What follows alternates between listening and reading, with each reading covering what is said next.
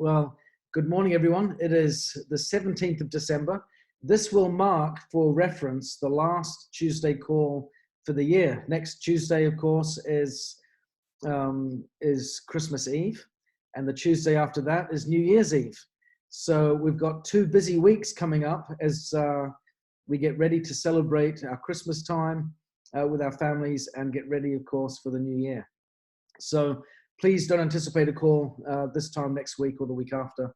We will reconvene the first Tuesday of the new year. I wanted to talk on a subject, again, following on perhaps a little bit from the last couple of weeks. As you know, over the last 3 weeks, we've talked about 2 critical subjects. One, establishing vision for ourselves, for our future, but primarily focused around how we develop our habits and shift them from what they currently are to perhaps where we need to get them to be. I want to almost take a leap backwards and discuss why would we need to change our habits in the first place?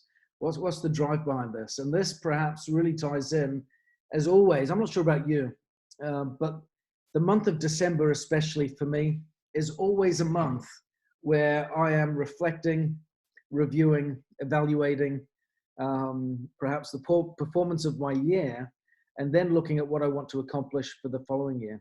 And do you set goals for 2020? Are you setting goals right now? Are you reflecting on what you want to accomplish, what you want to achieve? I hope so. As business builders, it really is incumbent upon each of us to have meaningful goals that we strive to accomplish on a yearly basis. I want to talk about what can drive that, and critically, what prevents us from succeeding in doing it. I think it's fair to say, and I haven't done the research on it, but I'm sure there is an abundance of it, that New Year's resolutions are well known for being disasters. Would you be right? Do you think I'm right in that? That a lot of people set New Year's resolutions this year. I'm going to lose weight. I'm going to get in shape. I'm going to get fit.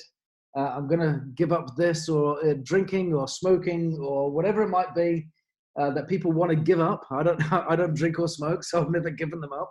Never started to begin with. But people have different things that they want to let go of and surrender in an effort ultimately to be a better version of themselves, however that looks. Yeah. And but the challenge is, as we observe, give it a few weeks and people fall out of sync with their own goals. It falls off the radar. Maybe they give up, they quit, and they throw in the towel. I want to talk about how we can set goals that will stick with our Nikken business in 2020. This is important. 2020, I think, has the opportunity for each of us to be a pivotal year. As I've been reflecting on my own behavior this year and my own goals for 2020, I'm reminded of a few thoughts and beliefs that I had when I first moved into the field, which I think have been timely reminders for me. Ultimately, as I was reflecting on what to talk about this morning, I was thinking, what is the key behavior? What is the primary activity that I would love each of our team builders and business partners to be better at? What would it be great if we could do more of, if it was one thing? And the one thing that came to mind was we need to recruit more and to do that more effectively. I'm pleased to say, in order to be an effective example of that, I signed up a new consultant this morning. So literally, I think about 5 minutes or so before the call began, I was able to get that application off to the office. It's funny, the people that I've been signing up recently have all been in the UK, even though I just moved to the US. And when I was in the UK, I tended to sign people up in the US. I'm not sure what's going on here, but nonetheless, wherever the leads are is where we go. So I've signed up a new person in the UK this morning, and my plan is certainly to be more proactive in doing that over the coming year. And especially if we want to be on Team Kaizen in 2020, we understand the need to do that with significance, don't we? That's an important part of the requirements for Team Kaizen, not just the volume acquisition in getting the 50,000 points, but also to get others, at least 6 others that are in there participating in that process with you. So I thought about this. I thought, okay, so the challenge is for most of us, we need to recruit more people. So the question is, why don't we? What is the driving reason behind why we don't? I don't believe it's lack of education. I don't believe it's because I never thought of that before. What a novel idea, right? It's not a new concept. Anyone that joins network marketing knows that recruiting team members is an important part of the process. So it's not lack of education. It's not lack of awareness. So what is it? I have drilled it down to 2 things that prevent us from recruiting as much as we should. One, and these aren't in any particular order. There's only two things. So there's no order really. One is a lack of belief. And that lack of belief is in either 2 things. It's either a lack of belief in myself and my ability to recruit people and to do an effective job of that. Sometimes we see that reflected quite transparently when people acknowledge they've got great confidence in talking about the product because they've had wonderful product experiences, but they haven't had the same wealth of experience or success with building the business. And as a consequence, their belief in themselves gets compromised and they don't talk as much about the business as they do the product. We don't get the balance right. It's ironic, isn't it, that in the landscape that we operate in right now, the regulatory landscape, network marketing companies left, right, and center are being hit with a lack of balance of recruitment and retail, with the focus being that they are too heavily focused on recruitment and not doing enough retail. Yeah. And yet here we are in Nikken with some of the best products in the world, perhaps because of that. And then what are we doing? All the talking on the product, but not enough on the business. We've got the pendulum has kind of swung the other way. We need to get a bit of balance there. Sometimes, like I said, the belief is around ourselves. Other times it might be a lack of belief in the company. Why is that relevant? Why is that something that could be a challenge for people? Well, let me get to the second point, and then I'm going to circle back to these 2 issues. Because the second point, so the first one is we don't do it because we lack belief in ourselves or we lack belief in the company we've partnered with. The other issue that prevents us from recruiting, again, not being a lack of awareness or education, the other reason is a lack of priority. We've got the business. We have great confidence in Nikken. We've got great confidence in ourselves. It's just not important to me right now. And as a consequence of my priorities being in a different place, the action is compromised. So as we look at solutions to fix this, it's interesting. I did a little bit of research online as to how to build belief. If I'm lacking belief, how do I build it? And it was interesting because a lot of people had their solutions wrong. A lot of the solutions were set big goals and get busy and get acting. And the more you act, the more you believe. It's true. But here is one of the paradoxes. I was on a call last night where I mentioned a number of different paradoxes. Here's one in business building. That in order to build belief, we need to act. But what we do is a fruit of what we think, feel, and believe. Meaning, if I'm not acting, that's symptomatic of my lack of belief. In some cases, many cases. So how do I fix that? How do I improve my behavior if my behavior is symptomatic of a lack of belief, and thus my root issue is a lack of belief? How do I fix that? Well, it comes back to what we talked about earlier on in my last call, where we identify, rather than setting big goals, this is a paradox of goal setting and goal achievement. And it's one of the reasons why I believe New Year's resolutions fall flat on their face for so many people, because they set big goals. We want to be ambitious and set big goals, and it's certainly part of our psyche in this environment where we want to aspire to become so much more, so much better, achieve so much more. And especially if we're surrounded with people that have accomplished so much and we get inspired by that, we want to do the same. So we set these lofty goals. The challenge is that lofty goal that may look this big, I'll try to get my hands on the screen, that big, may be in stark contrast to my current behavior, which is that. Yeah. So in order to get a consistent long-term change in our business, to get to here, to the other end of the line, we need to set goals that are smaller and incremental. The benefit of this is it gives us chance to see quicker wins, which validate the fact that I can do it, I can succeed, and I can achieve more. That in turn builds my belief in both myself and the business. And as a consequence, with that increased belief, from doing the little things consistently, I can move on and I can grow and develop into my bigger goals. Yeah. The benefit of that is, rather than saying, I'm going to lose 20 pounds in 2 months, for example, which would be, I would love that personally, but that's not going to be realistic. But if I can just change it from taking 1 shake a day to 2, yeah, and rather than going for a walk a couple of times a week, to increase that to maybe 4 times a week and go for a swim. And if I just set that little shift as a target change, what a difference that can make. Yeah, and it will be maintained. The faster the weight falls off, the faster it goes back on. Isn't that what people say when it comes to dieting? And it's kind of the same with business growth. You get sudden spikes of growth, often followed by sudden declines. Yeah.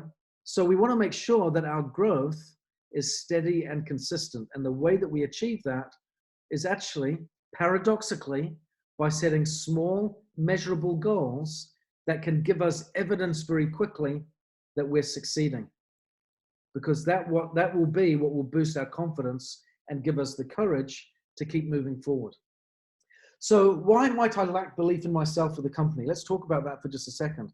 One of the reasons, I believe, a primary reason, and I share this to hold my own hand up in saying that I've fallen victim to this myself. My belief in myself isn't always what I would love it to be. I would love it to be much stronger than it is. Why does it get shaken sometimes? Because a lot of the time, as we're growing and we're learning, we experience lessons that we didn't anticipate even existed. Have you found that to be true? Even if you just look outside of Nikken, look at your own life. Have you found that your life has taken paths and given you experiences that you didn't plan for or anticipate? Were there lessons that you've learned that you didn't realize you needed to? Were there experiences that were tough or challenging that have actually fueled your wisdom and education, but maybe you would have preferred it if they came some other way? Yeah, we've all had that, haven't we? And that's certainly the case in business. The challenge that we face in building businesses and building ourselves, and with Nikken, the two go hand in hand, because I believe the opportunity for us to become more in our business is facilitated by the fact that we engage in our business, because our business requires us to do tough things and learn tough things. And in the process, we learn patience, we learn endurance, we learn the value of vision and how to really craft that strongly. We develop new habits, we get out of our comfort zone, we develop consistency and persistency, teamwork, communication skills, cooperation, all of those types of things that help us to evolve and become better. If we don't do it, we don't become more. If we don't build a business, we don't become more. Talking about it and liking it doesn't make it happen. It comes through doing. And so the challenge that I've found is we don't get taught at school, and typically don't get taught at university, some of the paradoxes that apply to building a successful business. Such as, like I said before, business will be fed out of belief. Belief is one of the foundation building blocks of our business. It's absolutely foundational. Why is that? Because I can't have a lofty vision for what I want to become and achieve without combining that with the belief and conviction that I can make it so. If I don't combine my vision with a real belief that I can make it happen, then it's no longer a vision. It's just a wish. It's just an aspiration. It's just a pie in the sky pipe dream. But when I combine it with belief and conviction that I can genuinely achieve it, then something else starts to change. But the challenge is, like I said, what we do is the fruit of what we think, feel, and believe. So when there is an absence of doing, that is a reflection of what I truly believe.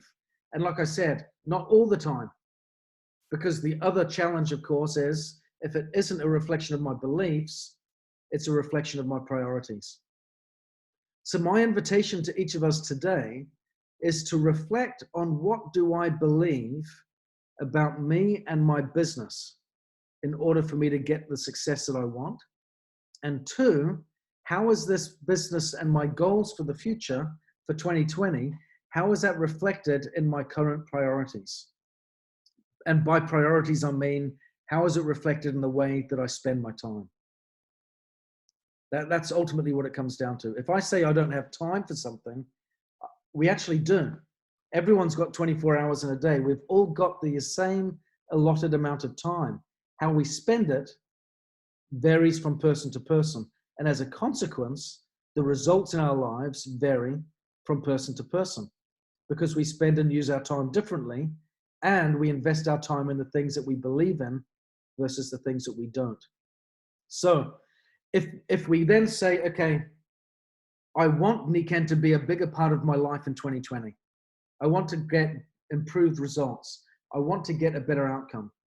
This brings me back to my primary belief when I moved into the field, when I resigned from the position of being the president. It was, I recognized there was lots to do, to get done, commercially in an office environment.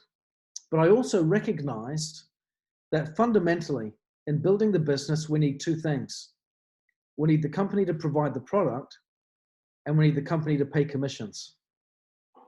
Niken always provides product, and it has always paid commissions correctly and on time every month for 45 years. Everything else is up to me. The challenge that we have is we can often get bogged down in believing things are barriers to our success that are not necessarily barriers to our success.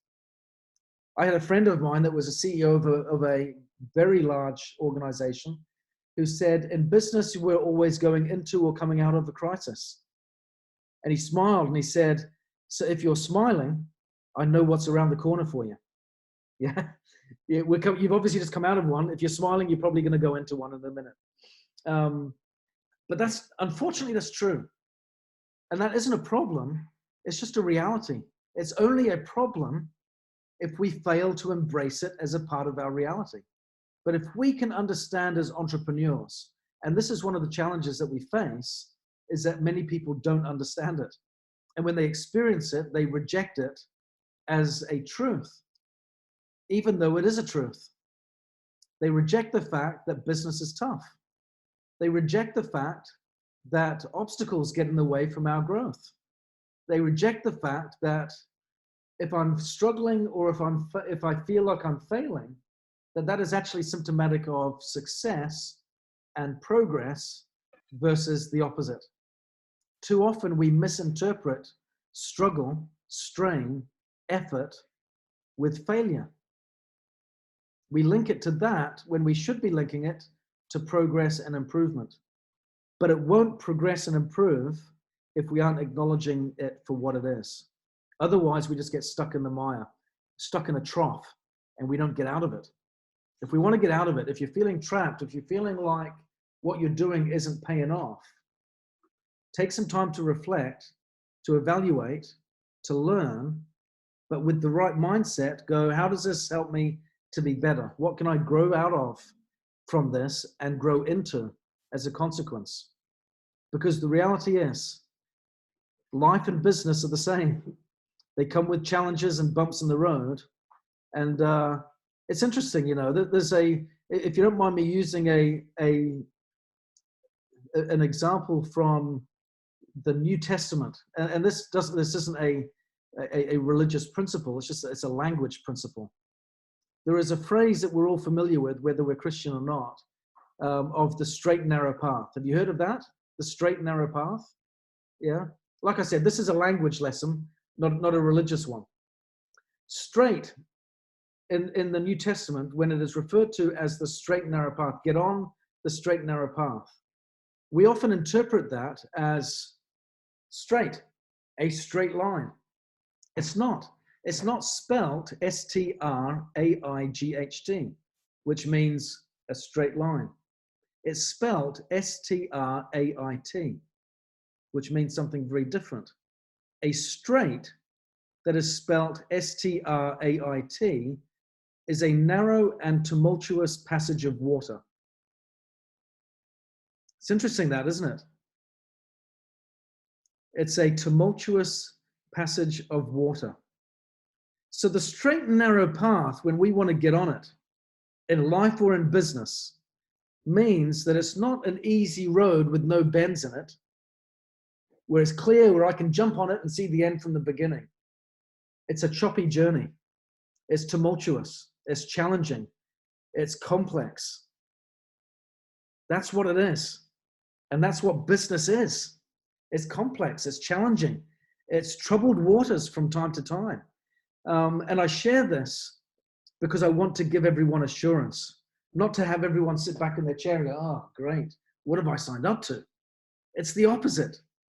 I shared an experience last night in the call that I was at a meeting once where a lady had rank advanced, and she shared in this lofty rank advancement kind of story that she was sharing with the audience, how she had personally sponsored about 40 silvers in her journey to that rank advancement. And then she went on to explain, and everyone in the audience, I was sat at the front so I could see the audience response. They all looked as though to say, oh my gosh, that's incredible. Oh, no wonder you are at this rank. And then she said, but right now, as it stands, only 10 of them are active. And I looked around to see how people would respond. And they all breathed a sigh of relief. They all breathed a sigh of relief because they were, oh, okay, that's great. Oh, my numbers are the same. I've just got less of them. Yeah. If I've recruited 3 silvers, I've probably only got 1 that's doing something right now. Yeah. And they all breathed and they said, okay, that makes me feel better. Because what that means is I'm doing the same as you. I've just not done as much. Yeah. It was wonderful and remarkable and reassuring when she shared the nature of her own failures. That in order to have become that great success and to get those rank advancements, she had brought in a lot of people that had given up and thrown in the towel. But she just kept at it. And as a consequence, she eventually got enough traction and movement that enough people stuck, and she got growth. The challenge that we're facing right now for most of us is really simple. It's we're not doing enough of the right activity. If we only do it a little bit from time to time, that's not enough. We all need to eat to be nourished. But if I only eat 1 meal every now and then, my body will be malnourished and it won't have strength to survive. I'll start to experience the effects of malnourishment. I'll start to get very frail. I'll lose energy. I'll lose strength. I'll get fatigued. My muscle mass will deteriorate. I'll start to lose weight. My body will start to digest itself. Something will go on. I don't know. It'll get something from somewhere. Maybe that's a good thing. A little bit around the stomach, perhaps. But all these symptoms start to come in because of malnourishment. For many of us, our businesses in Nikken are malnourished. We're doing a little bit of the right activity, but nowhere near enough. And then when we look at the symptoms of malnourishment in our business, we either point it at us and saying that's because I am flawed, or we point it at the business and say the business is flawed. When the solution is simple, just eat more. Metaphorically. Yeah? Just do more. I mentioned at the beginning of the call that I'd sponsored a new person this morning. Is that enough? No, it's not. That's nowhere near enough. I need to do much more of that. I've already shared my goals with my sponsor for 2020. I invite each of you to do the same with your sponsors.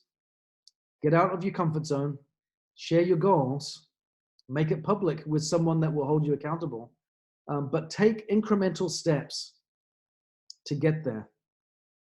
Do it in bite-sized chunks that will demonstrate to you consistently and repeatedly and early on that you can do it. Because when we're feeling malnourished and when we're looking malnourished, if we don't look the picture of health, we don't feel it. And if I don't feel it, I won't act it. Yeah? It's such a stark contrast when we change our mind about what we believe. But we can't just do that by saying, now believe something different. But it doesn't come from setting huge goals that we're not going to keep. It'll come from setting little goals that we can prove to ourselves consistently, repeatedly, that I can do better, that I can be more. So what I'm sharing today, if I was to summarize it now, just before we close, is I think a lot of us have got some malnourished businesses that we can improve and look after a bit better in 2020. The symptoms are there. It's evidenced in the lack of recruitment activity that is going on in our organizations. But that lack of activity comes from two reasons: lack of belief or lack of priority. We can change our priorities simply by managing our time differently and bringing it more into focus. But that will happen when we have a greater sense of belief in what we can deliver. And the solution to this is to start small, paradoxically, versus to think big. And the reason for that is to get small evidences now that we can succeed, that will validate our belief and our goals and help to lift that up so that we can do more and become more and grow into the full measure of what we're aspiring to become and achieve. That's the critical thing. If we can do that, ladies and gentlemen, I think great things can happen in our businesses. So what are some small goals? Perhaps it might be to start adding more names to our list on a daily basis for the next week. And then, if you remember from what I talked about last week, one way to improve habits is to habit stack, which means if there is a certain thing that you like in your life that is considered a nice reward, maybe it's a bowl of ice cream, maybe it's a treat of some kind, I don't know what it might be. Maybe it's a night out at the movies, something, or a night out with a friend. Link it. When I have added new names to my list every day for a week, I'm going to celebrate and give myself a treat of something. Define what your reward will be, write it down and make it happen. And stick this somewhere visible, on a fridge, on a mirror in your bathroom, somewhere where you can see it as a gentle reminder to do the little things each day. But link it with a reward. Link the little things with a small reward to celebrate. And that will tie it in nicely to getting the job done. Ladies and gentlemen, I think we've got great reason to believe and great reason to hope. And like I said, once we get that belief up, be assured, don't let it get shaken by the fact that it won't always be smooth sailing. Remember, the straight and narrow path is not one without bends in the road. It's one that is a tumultuous journey. That's what it is. It's part of the course of life. No one gets through this life without having some challenge of adversity come their way with, unfortunately, a degree of magnitude. Yeah. That's just what it is. That's the way life works. And if we want to grow our businesses, we're going to experience the same thing. But I say that to assure you that that's okay. We can do the tough stuff because it's worth it. And we can do this tough stuff when we prove to ourselves in incremental steps with evidence from our own lives, our own behavior, that we can do it. Let's do that. Let's set some small goals, keep it simple, get it focused, give ourselves some little rewards when we achieve them, and let's celebrate this and move on with consistency to doing something great. I know we can do that. A simple goal like adding people to our list on a consistent basis and rewarding ourselves for that will automatically lead to the next behavior. If I'm getting all these people added to my list, I'm going to instinctively, of necessity, start to talk to them. That's going to lead to the next behavior. No behavior works in isolation. Isn't that wonderful? Start with a simple goal like that, and of necessity, you're going to start talking to more people. And of a necessity, as a consequence of that, you're going to start doing more presentations. And as a result of more presentations, the natural flow of that will be signing up more people. So simple. Start with a little goal, keep it consistent, reward yourself for it, and let's see what happens. Focus on the results of that, celebrate our successes, believe more, and we will achieve more as a result. Thank you all very much. Have a wonderful Christmas. Have a wonderful New Year. If I don't get to speak to you beforehand, hopefully I will. But again, these calls will kick off the first Tuesday of January. So thank you all very much. Have a great holiday season, and I wish you all the best. Take care. Bye-bye.